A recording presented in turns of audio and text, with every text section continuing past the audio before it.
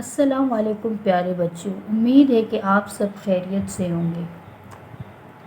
میں ہوں آپ کی اردو سبجیکٹ ٹیچر۔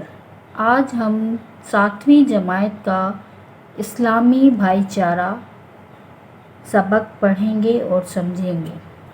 ہمارے پیارے نبی حضرت محمد صلی اللہ علیہ وآلہ وسلم کو اللہ تعالیٰ نے لوگوں کی ہدایت کے لیے بھیجا۔ آپ صلی اللہ علیہ وآلہ وسلم نے لوگوں کو عمدہ اخلاق اور تمام باتوں پر عمل کر کے زندگی گزارنے اور پاکیزگی کا طریقہ سکھایا۔ آپ صلی اللہ علیہ وآلہ وسلم نے تعلیم دی کہ تمام مسلمان ایک جسم کی مانند ہیں۔ اگر جسم کے کسی حصے کو تکلیف پہنچتی ہے تو تمام جسم بے چین ہو جاتا ہے۔ اس تعلیم کے نتیجے میں تمام مسلمان ایک دوسرے کے ہمدرد بن گئے اور ایک دوسرے کے دکھ درد میں شریک ہونے لگے۔ ہمارے پیارے نبی صلی اللہ علیہ وآلہ وسلم اللہ تعالیٰ نے ان کو انسانوں کی ہدایت کے لیے بھیجا۔ آپ صلی اللہ علیہ وآلہ وسلم نے لوگوں کو عمدہ اخلاق اور تمام باتوں پر عمل کر کے زندگی کو پاکیزہ طریقے سے سکھایا۔ آپ صلی اللہ علیہ وسلم نے تعلیم دی کہ تمام مسلمان ایک جسم کی مانند ہیں۔ اس تعلیم کے نتیجے میں تمام مسلمان ایک دوسرے کے ہمدرد بن گئے اور ایک دوسرے کے دکھ سکھ میں شریک ہونے لگے۔ جب رسول پاک صلی اللہ علیہ وآلہ وسلم نے مکے کے کافروں کے ظلم و ستم سے تنگ آ کر اللہ تعالیٰ کے حکم کے مطابق مدینہ تشریف ہجرت فرمائی تو بہت سے مسلمان بھی مدینہ کو ہجرت کر گئے۔ مسلمان چونکہ کافروں کے ظلم و ستم سے تنگ آ کر مکے سے صرف اپنی جانیں ہی بچا لا سکے، کوئی ساز و سامان ان کے پاس نہ تھا، اس لیے یہ سوال تھا کہ اس نئے وطن میں وہ زندگی کس طرح گزاریں۔ اس موقع پر رسول پاک صلی اللہ علیہ وآلہ وسلم نے مدینہ کے مسلمانوں، انصار اور مکے سے ہجرت کر کے آنے والے مہاجرین کو ایک جگہ جمع کیا۔ پھر مہاجرین اور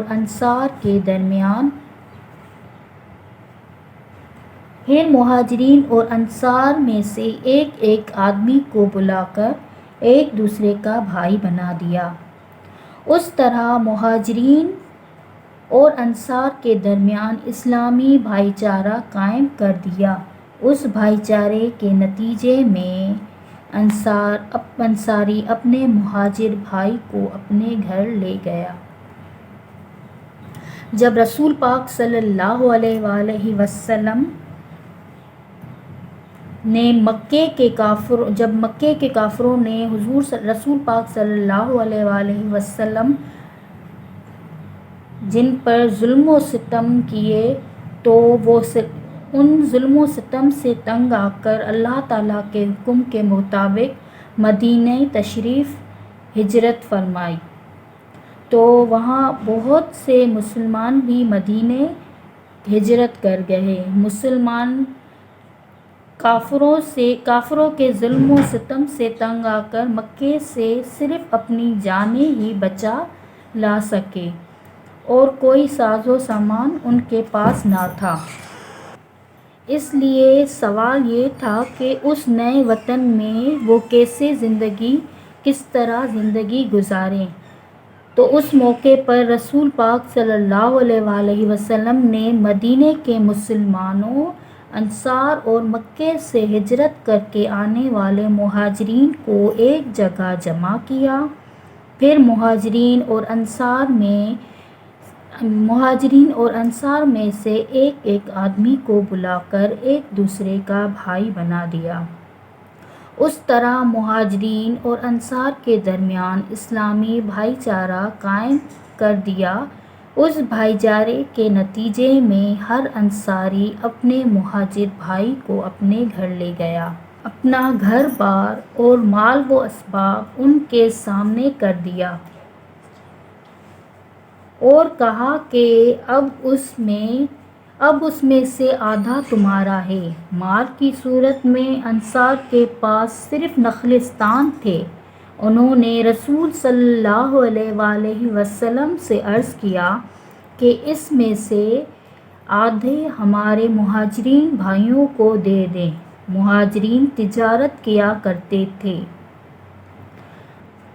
انصار نے اپنے مہاجرین بھائیوں کو گھر لے گئے تو اپنے گھر بار اور مال و اسباب ان کے سامنے رکھ دیا اور انہوں نے کہا کہ اب ان میں سے آدھا تمہارا ہے۔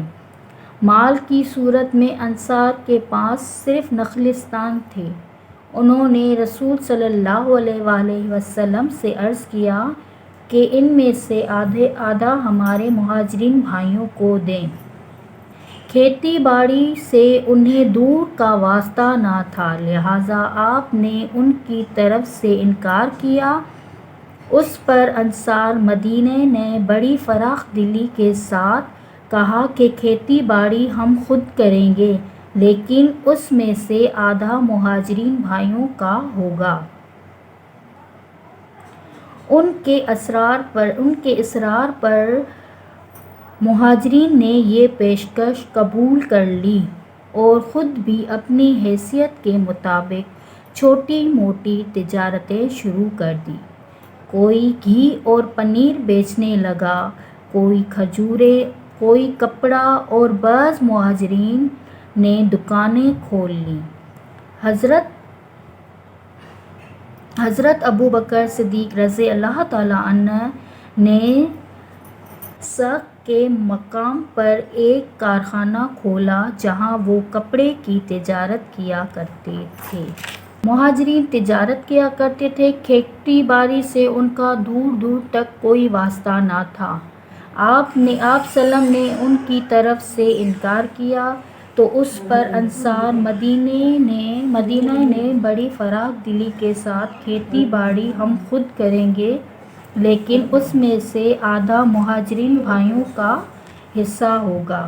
ان کے بڑے اصرار پر مہاجرین نے یہ پیشکش قبول کر لی اور خود بھی اپنی حیثیت کے مطابق چھوٹی بڑی تجارتیں شروع کر دیں۔ کوئی گھی اور پنیر بیچنے لگا، کوئی کھجوریں تو کوئی کپڑا، اور بہت سے مہاجرین نے دکانیں کھولیں۔ حضرت ابوبکر صدیق رضی اللہ تعالیٰ عنہ نے ایک کارخانہ کھولا جہاں وہ کپڑے کی تجارت کیا کرتے تھے۔ حضرت عمر فاروق رضی اللہ تعالیٰ عنہ نے بھی تجارت شروع کر دی، جو رفتہ رفتہ بہت وسعت اختیار کر گئی اور ایران تک پہنچ گئی۔ اسی طرح عبد الرحمن بن عوف رضی نے گھی اور پنیر کی تجارت شروع کر دی۔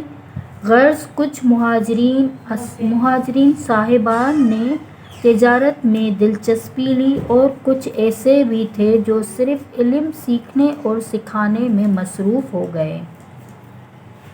کاروبار کے علاوہ دوسرے اہم ضرورت رہائش کی تھی۔ انصار کے پاس بہت سی زمینیں اور مکانات تھے۔ انہوں نے اپنے مہاجرین بھائیوں کو اس میں سے آدھا حصہ دے دیا۔ اس طرح مہاجرین کی رہائش کا مسئلہ بھی بڑی خوبی سے حل ہو گیا۔ بچوں، آج ہم نے 7ویں جماعت کا دوسرا سبق اسلامی بھائی چارہ پڑھا اور سمجھا کہ ہمارے پیارے نبی صلی اللہ علیہ وآلہ وسلم نے کس طرح انصار اور مہاجرین کے بیچ میں بھائی چارہ قائم کیا۔